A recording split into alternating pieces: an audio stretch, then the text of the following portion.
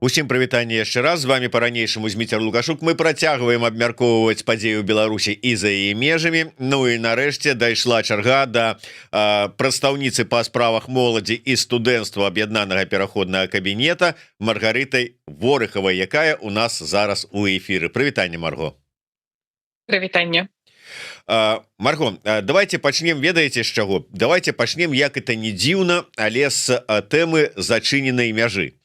Літоўскай мяжы, ну, польская яшчэ не канчаткова зачыненая, але тым не менш розныя пагрозы хадзілі. І вы прадстаўніца па пытаннях моладзі і студэнцтва, і вас так, ну, скажем так, закранула гэтая тэма закрыцця беларуска-літоўскай мяжы, што вы нават адмысловае там відэо запісалі, звароты рабілі, ну і ўвогуле гэтую тэму вельмі актыўна абмяркоўвалі. Калі падыходзіць з пункту гледжання моладзі, студэнцтва, ну што тут такога страшнага? Вот асабліва калі закрытая мяжа ужо пасярод навучальнага года, калі хто хацеў, той паехаў і паступіў, хто не хацеў, ну сядзіць там дома, рыхтуецца. Чаму вы такую пільную увагу звярнулі на менавіта гэтую тэму? Ну, па-першае, закранула не мяне, а менавіта тую моладзь, якая зараз засталася ў Беларусі і не мае магчымасці, як і ўсе астатнія беларусы, менавіта з'ехаць з Беларусі і патрапіць у Літву. Ім прыходзіцца шукаць нейкія абыходныя там шляхі таго, як ўсё ж таки патрапіць да еўразвязу. Таму што ёсць зараз студэнты, якія паступілі ў універсітэты, уже навучаліся там на працягу некалькіх месяцаў, і вось зараз яны там, напрыклад, даехалі там да бацькоў, што насамрэч даволі распаўсюджаная гісторыя, калі студэнты, якія навучаюцца за мяжой, там у Польшчы ці ў Літве, яны прыязджаюць там да бацькоў, да сяброў у Беларусі, потым вяртаюцца да менавіта ВНУ. І гэта вельмі распаўсюджаная гісторыя, таму да мяне проста як бы давітаюць гэтая гісторыя маладых людзей, якія вымушаныя насамрэч зараз шукаць гэтыя абходныя шляхі для таго, каб патрапіць ўсё ж такі да іх месца навучання зараз. І гэтая гісторыя, яна закранае менавіта не толькі моладзь, але улічваючы тое, што я ўсё ж таки прадстаўляю беларускую моладзь, я за яе і адказваю ў гэтых пытаннях. І для мяне гэта вельмі такое крытычнае пытанне было менавіта таму, што мы разумеем, што зараз для студэнтаў менавіта не мець магчымасці прысутнічаць фізічна ва ўніверсітэце, гэта можа значыць адлічэнне. Ну, сапраўды ёсць пэўныя складанасці, але ну моладзь жа тая асабліва, якая паступіла ў заходняе ВНУ. Ну яны ж разбіраюцца у сітуацыі палітычнай, геапалітычнай, там ведаюць, што такое нацыянальная бяспека і гэтак далей. Ну, можна ж з разуменнем ставіцца, ці ў дадзенай сітуацыі ўсё ж такі трэба даводзіць палітыкам, што ну, трэба ўлічваць нейкія інтарэсы шараговых людзей. Канешне, заўсёды трэба ўлічваць інтарэсы простых людзей, якія трапілі ў такое становішча. І нават вось тут такі таксама тэзіс быў пра тое, што моладзь, якая паступае ў замежнае ВНУ, усе яны павінны разумець нібыта, што адбываецца там у свеце, але не ўсе яны могуць быць там заўсёды палітызаванымі. Гэта могуць быць і проста студэнты, якія проста з якасці адукацыі, напрыклад, паступалі ў замежнае ВНУ, і гэта таксама трэба ўлічваць, што гэта простыя нармалёвыя людзі, якія трапілі ў такую сітуацыю там менавіта з-за таго, што Лукашенко выкідваў такія гэтыя выкіды за гэтымі кантрабанднымі зандамі, якія пакушаюцца на бяспеку Літвы, і з-за гэтага моладзь трапляе ў такое становішча. Дарэчы, калі ўжо закранулі тэму таго, што разумеюць, што такое там бяспека, геапалітыка і ўсё астатняе, вы таксама ну досыць актыўна адгукнуліся на тэму, якую агучыў у нас у эфіры сацыёлаг Філіп Беканаў. І там некалькі таких накірункаў. Давайте вось таксама зараз пройдземся. Па-першае, ён заявіў пра дэпалітызаванасць моладзі ў Еўропе. Ну, вы зараз у Еўропе, вы моладзь, як это прыемна гучыць, да? І вот як вы назіраеце вакол сябе? Я разумею, што можа быць з аднаго боку зараз вы скажаце, можете сказаць, што я тут больш у беларускім асяродку знаходжуся, але ўсё ж таки ці варта казаць пра тое, што моладзь у Еўропе дэпалітызаваная? Не, Таму што, ну, па-першае, дэпалітызаваная ў параўнанні з чым. Моладзь ва ўсіх краінах заўсёды была такой групы, якая не выклікалася, напрыклад, у традыцыйныя вось гэтыя метады ўдзелу ў палітыцы, то бок там у выбарныя працэсы, яны заўсёды не былі самай актыўнай групай для галасавання. Менавіта таму мы бачым, гэта адна з прычынаў, чаму ўсё ж такі палітыкі не заўсёды арыентуюцца на моладзь, таму што гэта група, якую немагчыма прадказаць, якая будзе ў іх там яўка на выбарных участках у выбарных працэсах. Па-другое, зараз мы бачым такую тэндэнцыю ў грамадстве не толькі сярод моладзі, але агулам, але сярод моладзі яна праяўляецца ўсё ж такі больш ярка, чым за іншымі групамі грамадства. Гэта тое, што змяняецца падыход і па-першае, разуменне дэмакратыі, што такое дэмакратыя, як яна павінна працаваць, якія патрэбны быць механізмы для ўдзелу. І па-другое, гэта менавіта тое, якім чынам моладзь уцягваецца ў палітычныя працэсы. Раней гэта былі больш традыцыйныя магчымасці для ўдзелу, то бок мы размаўляем там пра арганізацыі, нейкія партыйныя магчымасці для ўдзелу, то бок афіцыйнае прадстаўніцтва праз афіцыйныя механізмы, праз іерархіі, праз усталяваныя нейкія платформы і кантраляваныя структуры.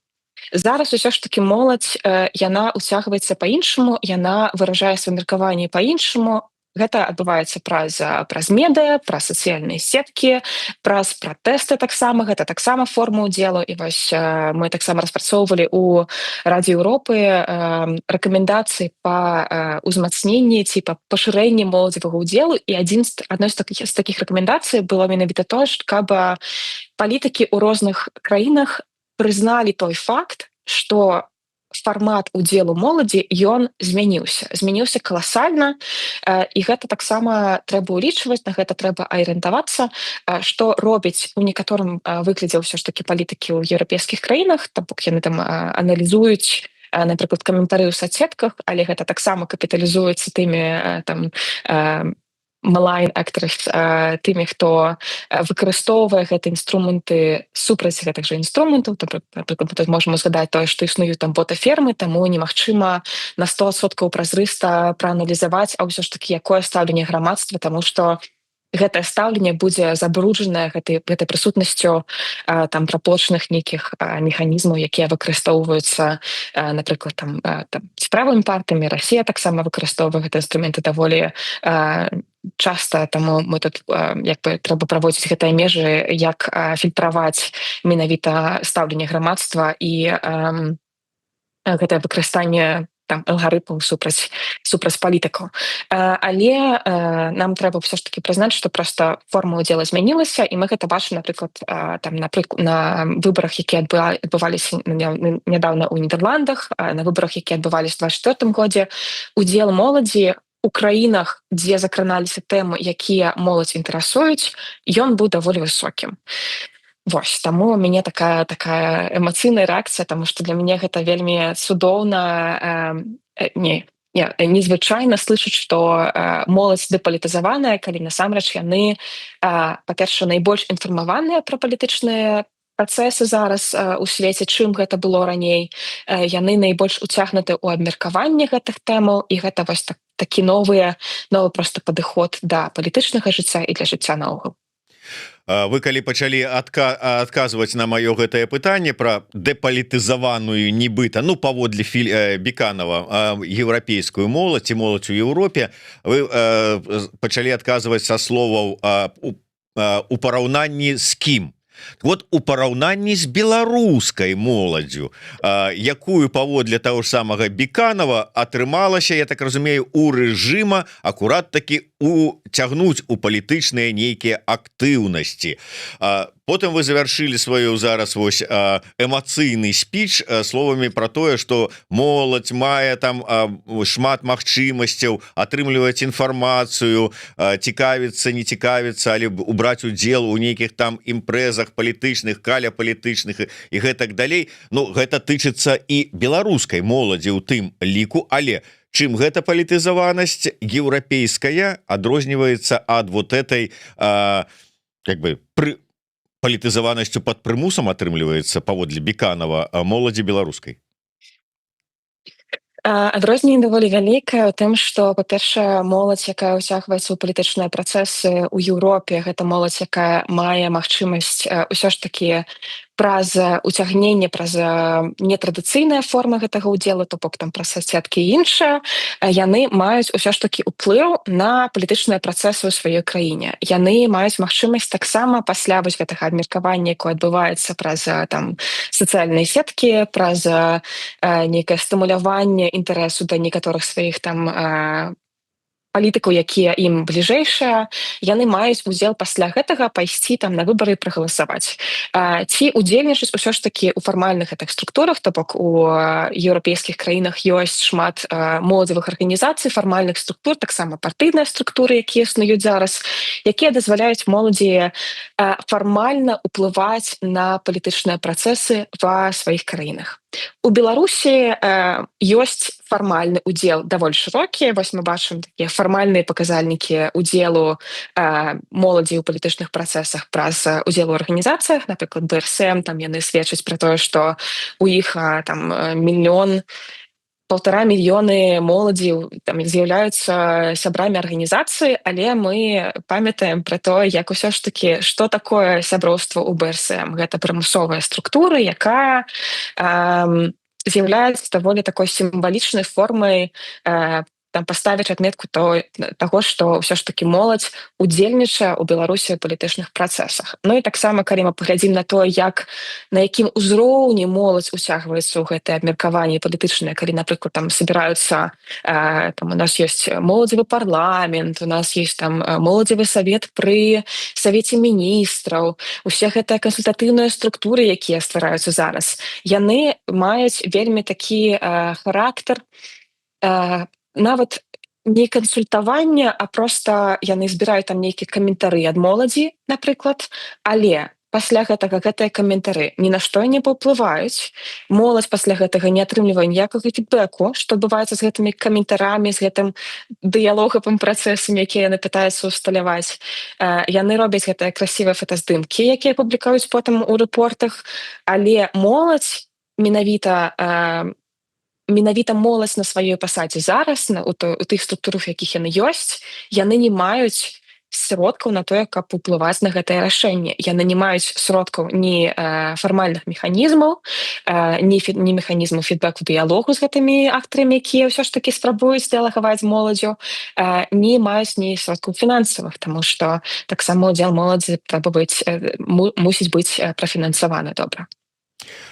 У працяг тэмы адукацыі пытанне ад вожыка патрыёта, які нарэшце на ўжо 4-й эфір толькі ад Еўрарадыё за сённяшні дзень з'явіўся. Невядома, дзе ён бегаў, гэты вожык, але тым не менш адразу прыйшоў з пытаннем, і пытанне, як звычайна, ад яго цікавае.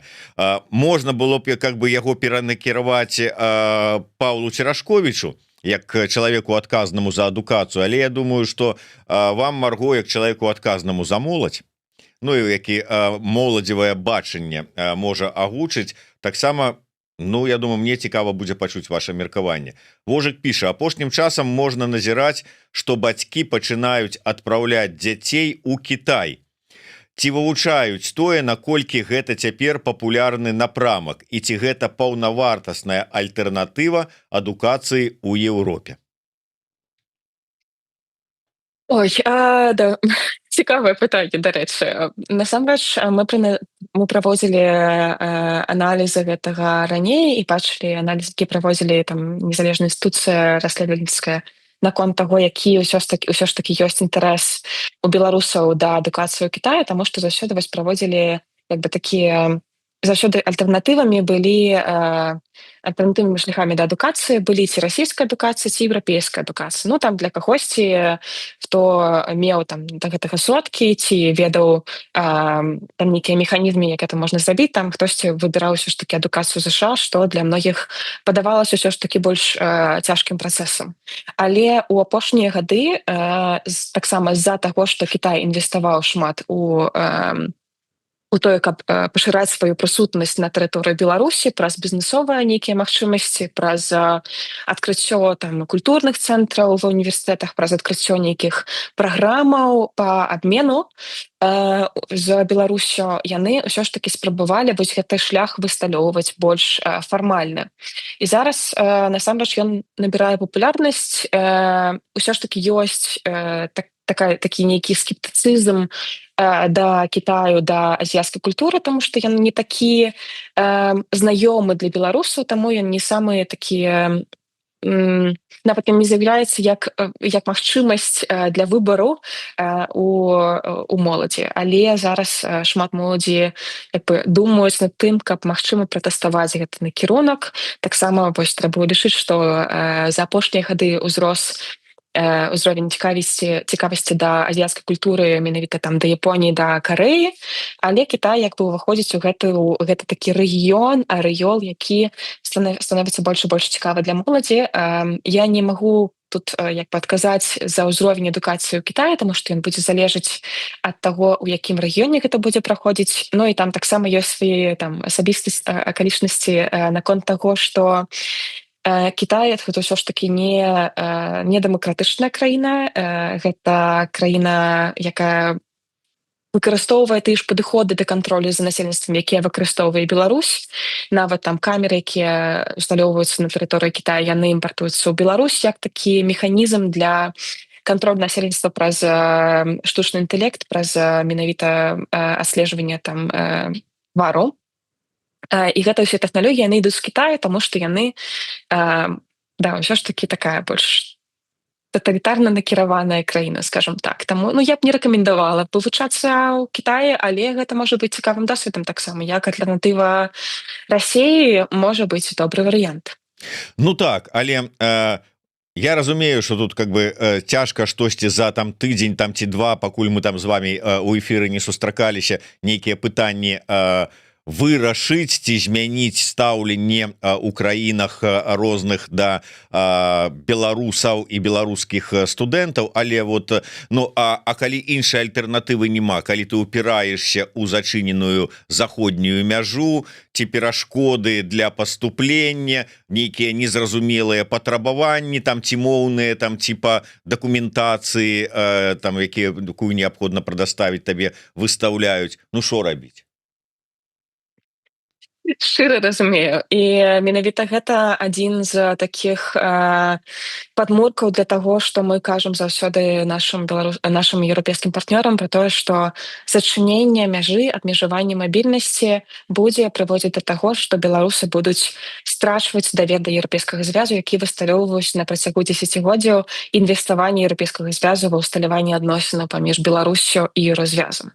І гэта еўрапейскія настроі, якія былі ўсё ж такі ў беларусаў такія вельмі моцна ўсталяваныя адносна еўразвязу, яны будуць сыходзіць менавіта з-за таго, што гэтыя простыя рэчы, якія павінны быць дасяжнымі, бок мабільнасць, адукацыя, турызм, культура, вось гэтая простая магчымасць, яны павінны быць дасяжнымі для беларускага грамадства. І гэта тое, што мы заўсёды даносім да ўсіх, з кім перамаўляемся.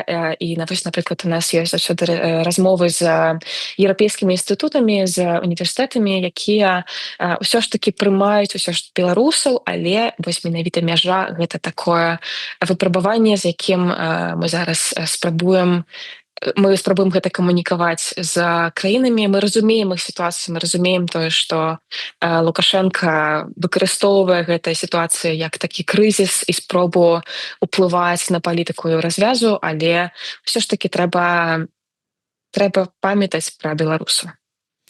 Ну да, бачыце, вы даносіце, але не заўсёды, можа чуюць, але наколькі да гэтага прыслухоўваюцца і прымаюць да увагі. Але ж паглядзець зараз напрыклад, на сітуацыю, што там робіць Лукашенко зараз у Польшчы, калі ён не выпускае гэтыя фуры, якія там зараз знаходзяцца ў Беларусі, калі ён уводзіць гэтыя штрафы, аплату для фур, менавіта таму, што ён спрабуе яшчэ больш спсаваць гэта адносіны з еўразвязам. Для мяне гэта таксама пытанне, што могуць зрабіць Літва і Польшча, якія знаходзяцца ў сітуацыі, калі яны па сутнасці мяжуюцца з канфліктнай дзяржавы, якая не ідзе на нейкі там размовы, дыялог. Ну, яны таксама павінны неяк паказваць сваю палітычную пазіцыю. Стаць у фарватары ЗША, далучыцца да іх перамоўнага трэку, так вот коула абысці з розных бакоў абстаць, ну і так вот разам з імі ісці і дамаўляцца, перамаўляцца з рэжымам і спрабаваць вырашыць гэтую сітуацыю. Ну вот можа такі варыянт. Дарэчы, з вашага пункту гледжання, як вы ўспрымаеце, ставіце і якія надзеі ўскладаеце на прызначэнне Коула спецпрадстаўніком Трампа ў Беларусі? Для мяне гэта шчыра вялікая радасць таго, што мы ўсё ж такі атрымалі такую магчымасць такога чалавека, які будзе чалавек, які ўжо гэтым займаўся, так, але зараз на афіцыйнай пасадзе будзе займацца, на маю надзею, гэта будзе ўсё ж такі гуманітарны трэк, што ён дапаможа вызваліць палітвязняў, якія зараз знаходзяцца ў зняволенні. І мы бачым уже зараз такія нейкія сігналы ці надзею таксама, якую выказваў, ці на такі нейк загад, які выказваў Трамп на тое, што мы ўсё ж такі пабачым гэтае вызваленне палітвязняў у бліжэйшы час. Таму вось гэта тое, з чаго мы ўсе чакаем у бліжэйшы час, скажем так.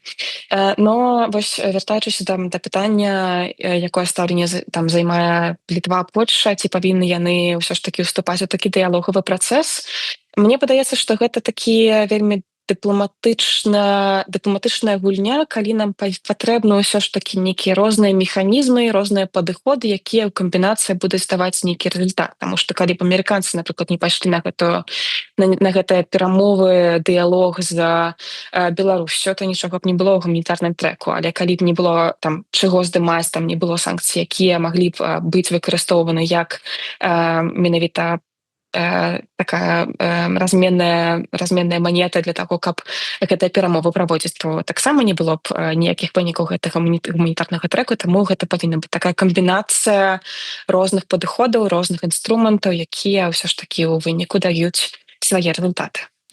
Дарэчы, мы з вами гаварылі, давайте просто каб перайсці да наступнага пытання, удакладнюся, ўсё ж таки у гэтай дыскусіі паміж прыхільнікамі толькі перніка і прыхільнікамі кнута і перніка зараз так падзялілася. Вы на чыім баку стаіце?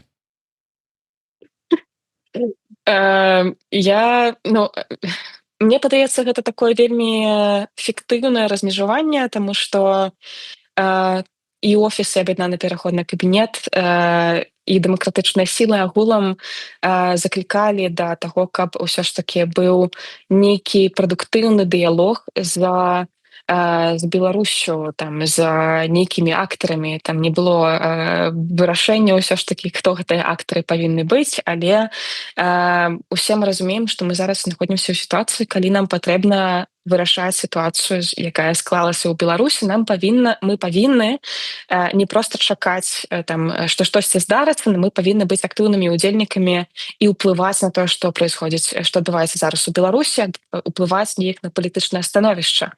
І для гэтага мы павінны выкарыстоўваць тыя інструменты, якія зараз ёсць, і спрабаваць усё ж такі так выкарыстоўваць нейкія механізмы. Таму мне то такое стаўленне просто не падаецца, просто вось гэта такое таксама размежаванне на іншыя лагеры дэмакратычных сіл, якія зараз існуюць. Яно таксама кепска ўплывае, таму што мы ўсё ж такі ўсе працуем дзеля адной мэты, гэта вызваленне Беларусі. Ну так, але вот бачыце, зараз прыйдзе Іван Краўцоў і скажа, што гэта вот вы прымазваецеся, хаця да гэтага былі на зусім іншых пазіцыях, а зараз прымазваецеся да перамоўнага трэка амерыканскага і спрабуеце заняць лідуючыя пазіцыі на тым вот шляху, які абралі бабарыканцы яшчэ там на пачатку 21-го года, гаворачы пра перамовы з рэжымам. Палітыка такая, трэба змяняць свае тэзісы, свае падыходы, калі змяняецца сітуацыя, так? Зараз насамрэч проста каментуючы тое, што тую працу, якую рабіў офіс, аб'яднаны пераходны кабінет і дэмакратычныя сілы агулам на працягу гэтых гадоў, дыпламатычныя працэсы яны не ўсталёўваюцца на працягу там адной сустрэчы. Рашэнні ніколі не прымаюцца толькі за там аднаго нейкага візіту, і таму нельга ніколі казаць пра тое, што там хтосьці з'яўляецца самым вялікім і самым уплывовым актарам на нейкія працэсы. Гэта заўсёды камбінацыя фактараў, камбінацыя ўсіх сустрэч, які адбываліся на працягу гадоў. Напрыклад, мы памятаем пра тое, што быў стратэгічны дыялог, мы памятаем пра тое, што было шмат сустрэчаў з рознымі там гульцамі у амерыканскай палітыцы. Мы памятаем пра тое, што мы сустракаліся рознымі партыямі, мы хадзілі на там інтэрв'ю ў розныя медыа і заўсёды даносілі тэзісы пра тое, што Беларусь, па-першае, існуе на карце на мапе міру, на мапе свету, пра тое, што там ёсць палітвязні, пра тое, што іх трэба вызваляць. І гэтая праца там працягвалася на працягу гэтых усіх 5 гадоў, і таму вось тыя вынікі, якія мы бачым зараз, гэта камбінацыя ўсіх тых фактараў, якія як бы усіх тых намаганняў, якія былі выкарыстоўваліся рознымі актарамі. Таму тут нельга казаць, што там толькі офіс паўплываў на гэта рашэнне, толькі абінальны пераходны кабінет, толькі бабрыканцы прывялі да таго, што зараз мы маем такую пасаду, як спецпрадстаўнік. Гэта, ну, мне падаецца, проста няшчыра. Марго, але ж мы выдатна разумеем, што не галоўная, далёка не адзіная мэта гэтых перамоваў для ЗША, там вызваленне палітвязняў ці дэмакратызацыя Беларусі. Не гэта мэта, хутчэй за ўсё гэта альбо сродкі, альбо, як ты сказаў у свой час Келах, пазітыўны, але пабочны вынік перамоваў на іншыя тэмы. Так вось, калі мы кажам, што ўсё ж таки нейкія іншыя мэты ставіць перад сабой ЗША як вынік гэтых перамоваў, то ці не падаецца вам, што яны могуць нам, беларусам, і не вельмі па выніку спадабацца? А што вы маеце на ўвазе, якія могуць быць вынікі тут? Ну, мне падаецца, што адзіным магчымым вынікам той, як Трамп можа бачыць Беларусь, гэта тое, што гэта ўсё ж такі такі прамежкавы гулец паміж Расіяй і Украінай. Гэта ўсё ж такі краіна, якая знаходзіцца менавіта там, яна з'яўляецца і ці магла б з'яўляцца, калі абставіны ўсё ж такі складуцца іншым чынам, будзе з'яўляцца, ці можа там нейкая абставіна з'явіцца другім фронтам з Украіны. Гэта такая рызыка, якую нам усім мы ўсе павінны абмяжоўваць і не даць гэтаму адбыцца. Але яны таксама бачаць, што там, напрыклад, Расія выкарыстоўвае тэрыторыю Беларусі для таго, каб захоўваць там ядзерную зброю. Яны бачаць, што Беларусь з'яўляецца тым, хто падтрымлівае ўсё ж такі палітыку Расіі ў рэгіёне. Яны бачаць, што Расія выкарыстоўвае Беларусь як тэрытарыяльная у нейкім такім выглядзе пашырэння Расіі у сваёй палітыцы. Таму для іх звярнуць Беларусь да, ну, можа, калі не да дэмакратыі, калі не да дэмакратычнага свету, а проста ў іншы бок ад Расіі, гэта ўжо будзе, мне падаецца, і для беларусаў, і для ЗША, і для Украіны гэта будзе добрым вынікам.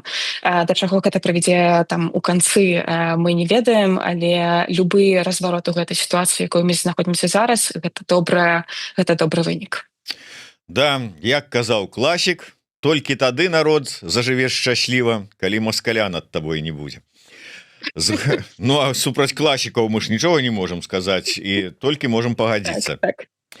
Марго, давайте на яшчэ одну тэму на як заканчэнне нашай размовы. Гэта тэма сітуацыі беларусаў, якія з'ехалі і зараз знаходзяцца ў Партугаліі. Наколькі я ведаю, сёння у бок Партугаліі вылетае Тихановская разам там са сваімі паплечнікамі і паплечніцамі. Не ведаю, вы там будете ў складзе дэлегацыі, не будете?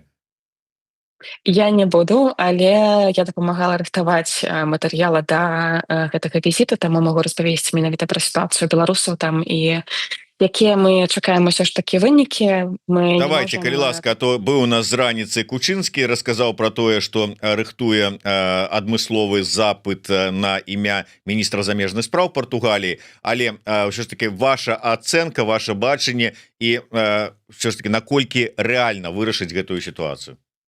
Мгм.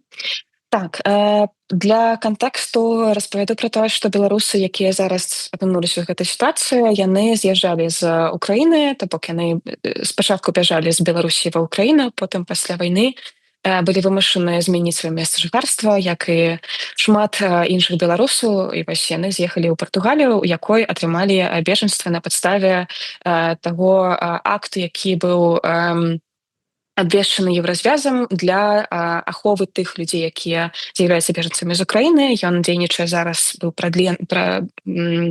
працягнуты да 27 году, і беларусы не з'яўляюцца прамымі бенефіцыарамі гэтага акту, то бок яны не з'яўляюцца там украінскімі грамадзянамі для таго, каб усё ж таки прэтэндаваць на 100% на гэтую ахову, але у акце еўразвязу адзначана, што на некаторых падставах могуць краіны прымаць рашэнне гарантаваць бяспеку, гарантаваць ахову тым, хто з'яўляюцца грамадзянамі трэціх краінаў, але таксама уцякаў з Украіны з-за таго, што пачалася вайна.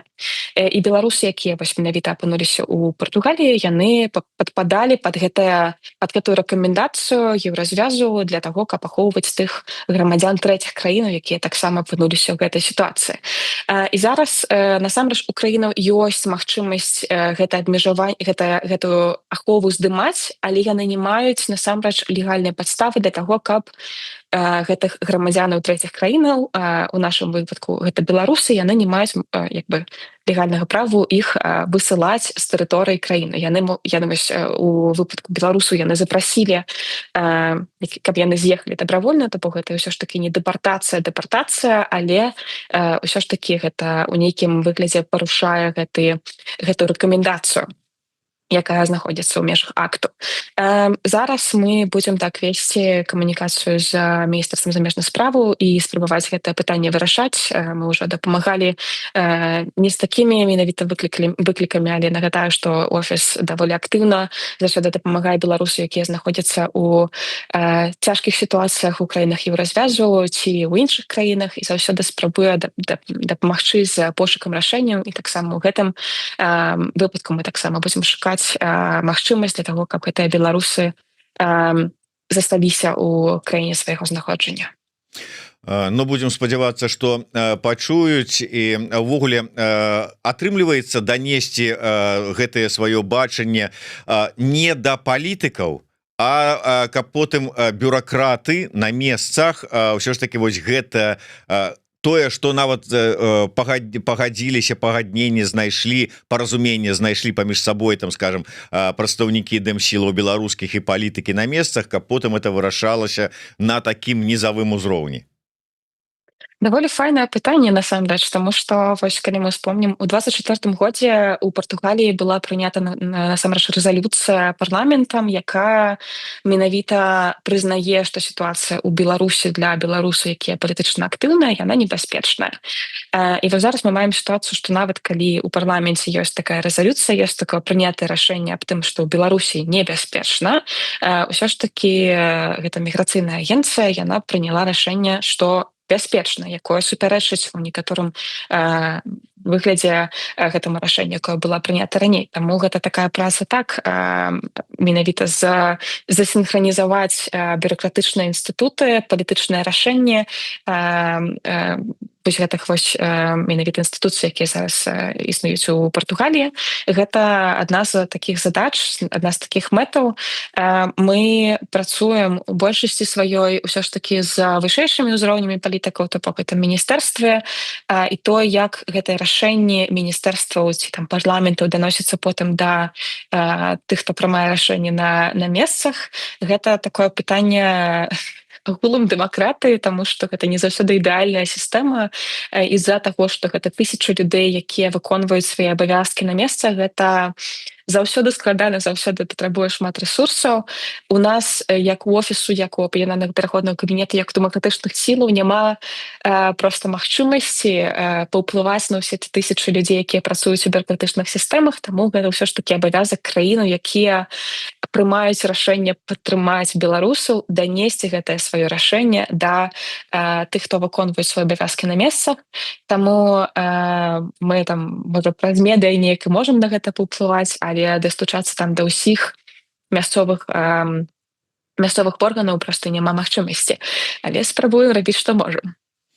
Ну так, Марго, на завершение, так, дарэчы, хацеў бы адказаць нашаму апошнім часам актыўнаму каментатару, які чамусьці найвялікшую пагрозу для ўсяго сусвета бачыць у адраджэнні нацыянальнай свядомасці ў беларусаў. Вот нацыяналізм гэта для яго самое страшное.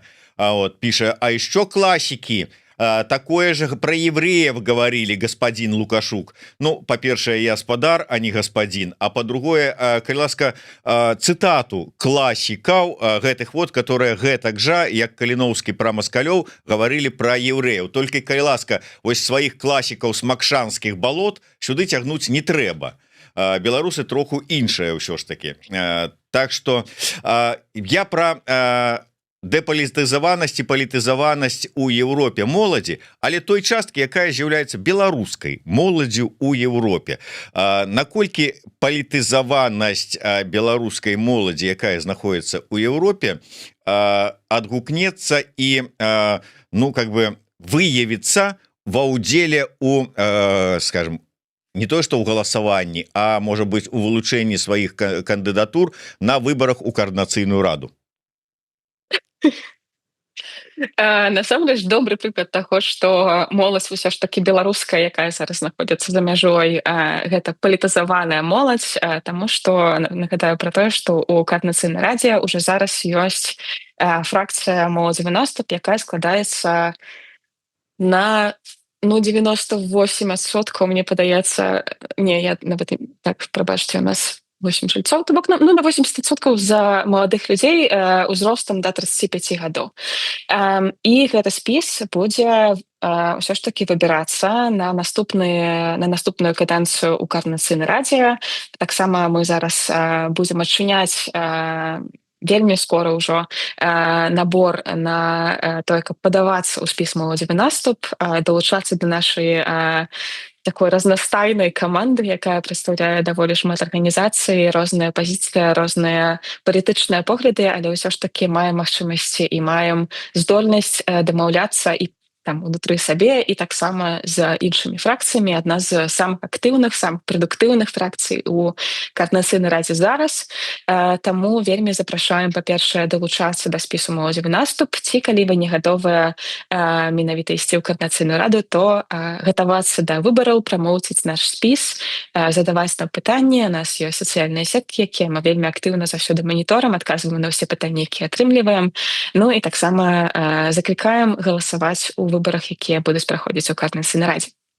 Глянь, як хітра скарысталася, как бы так рэкламу зрабіла моладзевому наступу, хотя я как бы іншае меў на увазе. Ну але в прынцыпе да, далучыцца моладзь да там фракцыі, там моладзевага наступа, будзе галасаваць, гэта стане доказам яе палітызаванасці і ты, што яны цікавяцца палітычнымі рознымі рухамі і аспектамі, якія адбываюцца вакол іх. Дзякуй вялікі. Я нагадаю, што у нас у эфиры была так, прадстаўніца па справах моладзі і студэнцтва аб'яднанага пераходнага кабінета Марго Ворыхова. Дзякуй вялікі, Маргарыта, да сустрэчы. Жыве Беларусь. Дзякуй шчыра. Жыве вечна.